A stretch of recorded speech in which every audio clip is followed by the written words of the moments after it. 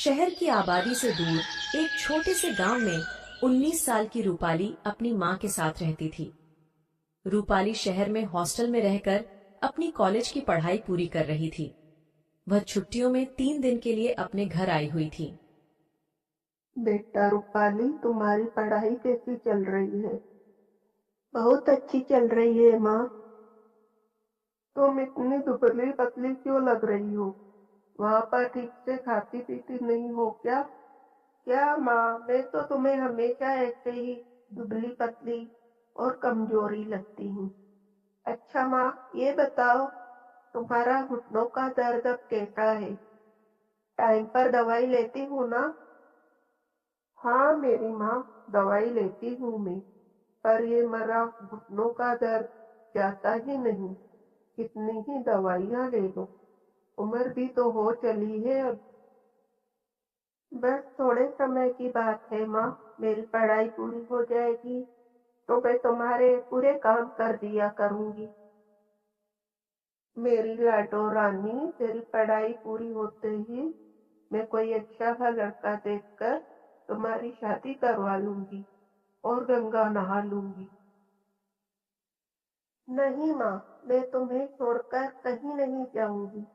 मैं शादी ही नहीं करूंगी। ये तो दुनिया का दस्तूर है बेटा। बेटी को शादी करके अपनी माँ का घर छोड़कर जाना ही पड़ता है।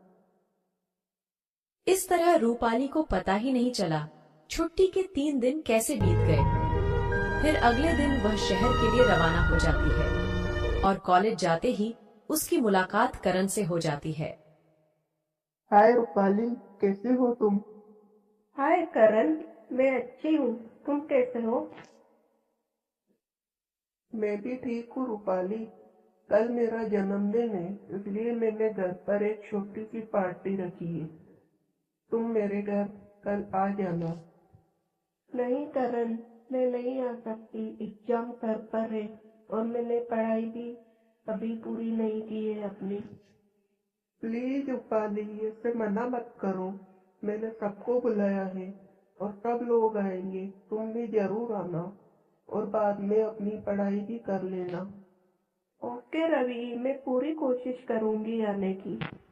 रूपाली की बात से करण खुश होकर वहां से चला गया। रूपाली बहुत ही समझदार और संस्कारी लड़की थी, इसीलिए करण रूपाली को बहुत पसंद करता था। फर्क इतना था कि रूपाली गरीब घर से आती थी, जबकि करण शहर के बड़े बिल्डर सत्यजीत का बेटा था। शाम को पार्टी में करण के सारे दोस्त आए थे। जो लड़कियां वहां आई थीं, वो एकदम मॉडर्न कपड़ों में आई थीं, जबकि रूपाली एक प्यारे से और सिंपल सलवार सूट में आई थी और बहुत ही प्यारी लग रही थी। फिर पार्टी खत्म होने के बाद सुनो बेटा करण, वो जो लड़की सलवार सूट में आई थी, वो भी तुम्हारी क्लासमेट है क्या? वो हाँ पापा, वो रूपाली है, मेरी क्लासमेट। अच्छा अच्छा, मैंने देखा उसे। मुझे बहुत ही संस्कारी लड़की लगी वो। हाँ पापा, वो संस्कारी भी है और बहुत समझदार भी। क्लास में फर्स्ट आती है हमेशा। वैसे उसके हाथ में एक गिफ्ट भी था ना? वो कहाँ है? जरा लेकर तो आओ। अपने पापा के कहने पर करण रूपाली का लाया हुआ गिफ्ट लेकर आया। जब सत्यजीत ने गिफ्ट खोला तो उसमें भगवान गणेश की प्रतिमा थी। तुम्हें पता है कि वो लड़की तुम्हें गणेश जी क्यों देकर गई? अब उसे अच्छे लगे होंगे शायद। बुद्धू, गणेश भगवान बुद्धि के देवता माने जाते हैं, इसीलिए वो तुम्हें गणेश जी की मूर्ति भेंट करके गई है। चलो आओ, इन्हें मंदिर में स्थापित करते हैं। गणेश जी की मूर्ति को मंदिर में स्थापित करने के बाद सत्यजीत उस मूर्ति के सामने हाथ जोड़कर खड़े हो गए और बहुत देर तक उस मूर्ति को देखते रहे। उनको रूपाली बहुत ही अच्छी लगी थी और वो यह भी समझ रहे थे कि करण को भी रूपाली अच्छी लगती है, लेकिन अब वो रूपाली के मन की बात जानना चाहते थे। और फिर एक दिन करण किसी से फोन पर, क्या रूपाली आज भी कॉलेज नहीं आई? वो तो एक दिन भी क्लास मिस नहीं करती और एग्जाम भी तो सर पर है। चलो मैं पता करने की कोशिश करता हूँ। क्या हुआ बेटा, कोई दिक्कत है? पापा, रूपाली कुछ दिनों से कॉलेज नहीं आ रही है, पता नहीं क्या बात है। तो उसे फोन कर लो। पापा, यही तो दिक्कत है, उसके पास फोन नहीं है। तुम चिंता मत करो, तुम कॉलेज जाओ, मैं पता करवाता हूँ। ओके पापा। अब करण के साथ साथ सत्यजीत को भी रूपाली की चिंता हो रही थी। शाम तक सत्यजीत ने रूपाली के बारे में पता करवा लिया। फिर अगले ही दिन सत्यजीत करण के साथ रूपाली के गांव की ओर रवाना हो गए। उधर गांव में रूपाली और उसकी माँ, मुझे माफ कर दे मेरी बच्ची, तेरे बाबा के जाने के बाद मैं उस मुखिया का कर्जा चुका नहीं पाई, और देख आज मेरी और तेरे बाबा की गलती की वजह से तेरी जिंदगी नरक बनने जा रही है।